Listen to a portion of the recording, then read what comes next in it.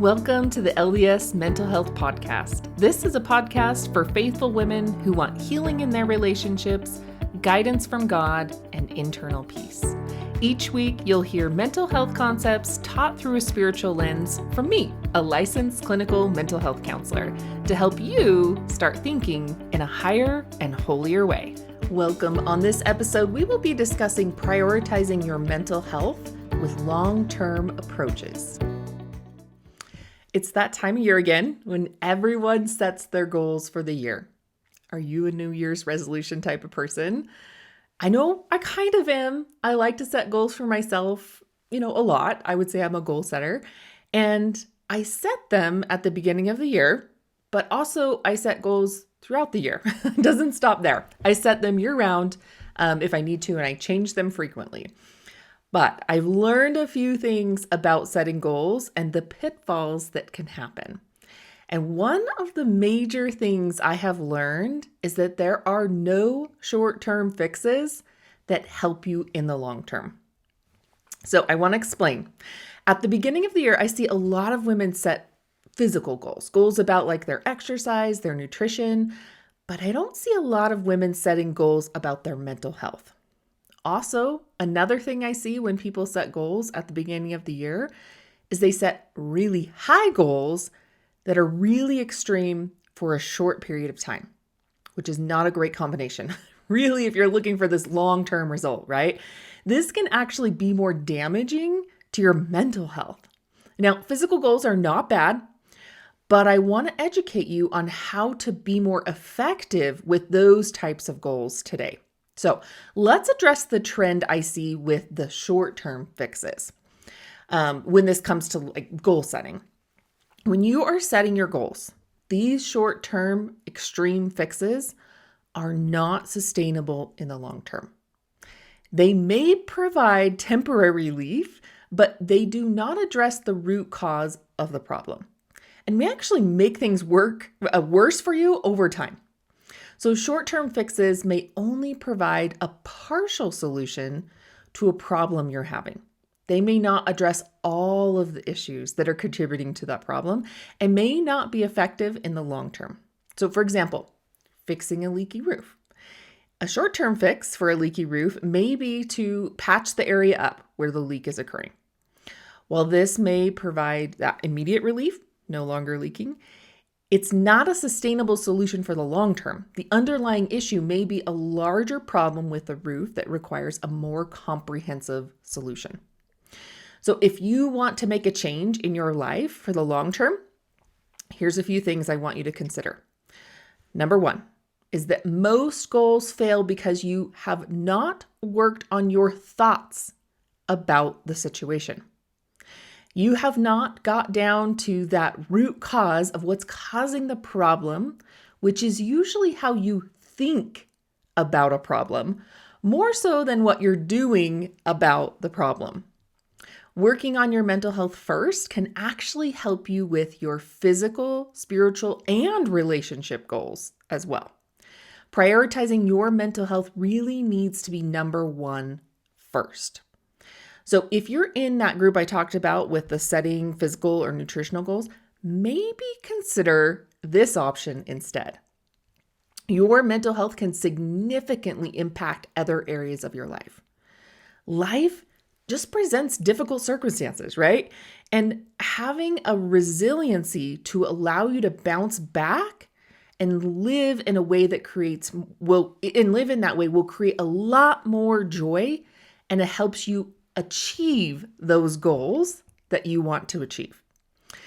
Someone who prioritizes mental health might find it easier to balance their self-care, their relationships, and God, which then becomes easier to set boundaries, make time for rest, hobbies, and social interaction. So as you're looking at your goals this year and what you want to work on, I suggest prioritizing your mental health first so you can actually have sustainable change in your life for the long term. All right, another way to have long-term change is to set process goals, not result or outcome goals. Now, an outcome goal would be like setting a goal to lose a certain amount of weight or feel happier. Process goals are the steps you would take to achieve that result. A lot of times you are not in charge of a result. You can work your dang butt off and still never achieve a result. However, setting process goals like I'm going to walk for 30 minutes a day or meditate for 10 minutes, that's achievable.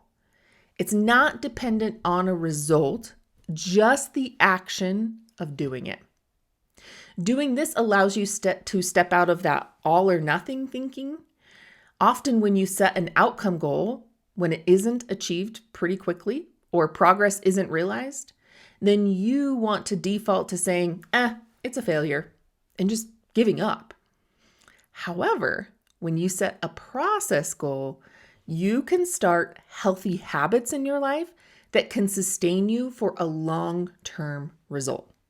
Setting process goals in your mental health is also a lot easier than having a subjective outcome. It's hard to say that you've arrived at your goal for your mental health because it's so personal. Also, our brains are often tricking us into thinking that we're never going to get there, so what's the point in trying? Instead, why don't you set a process goal for your mental health? Something that you can achieve daily. This is a long-term result and will help you in so many other areas. Another way to have long-term change when it comes to your goals is to make lifestyle changes, not just ones you stick with for a duration of time. This kind of ties into that last one pretty well. When you're setting these process goals, think about changing something you could stick with for the rest of your life. So for example, like tying in your physical or nutritional goal, I see people making at this time of year, how about starting to work on drinking more water, getting more sleep, getting more steps in your day? All of these changes can be lifestyle changes that can begin to change how you operate your life. Also, these are changes that will affect you mentally and physically. So you are prioritizing your mental health in the long term when you're doing this as well. Now, my number one goal, I would say, that is worth your long-term investment would be to learn mental health skills. Learning actual skills that can help you learn to think differently, can help you show up differently. Now, my greatest suggestion would be to learn mental health skills taught through a spiritual lens. And here's why. You already know the Savior has power beyond what you can do, right? He can help you heal, improve relationships, create miracles with your time and energy, and produce peace in your unchangeable situations. You also know that you're living in a fallen world with opposition around every corner, right? Including opposition inside of you, the natural man. This internal opposition from the natural man is creating a lot of internal chaos, stress, and discouragement with your thoughts, keeping you from accessing the Savior's power beyond your own. So it's not really about doing more to receive his power.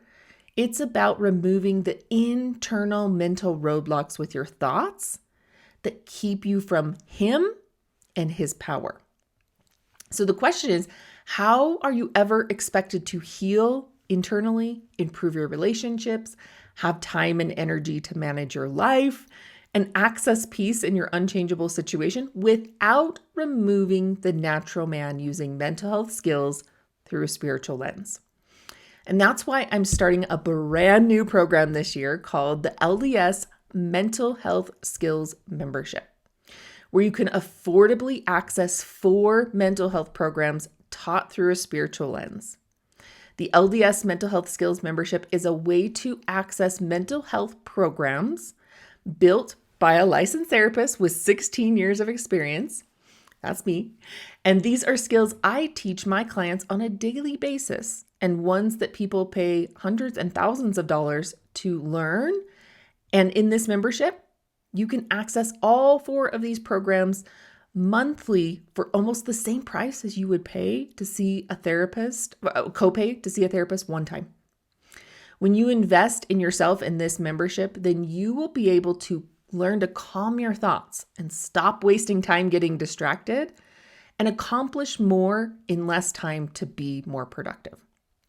You'll also learn to diffuse your triggering thoughts so that you can become that vessel for the Savior to help your struggling loved ones or improve relationships.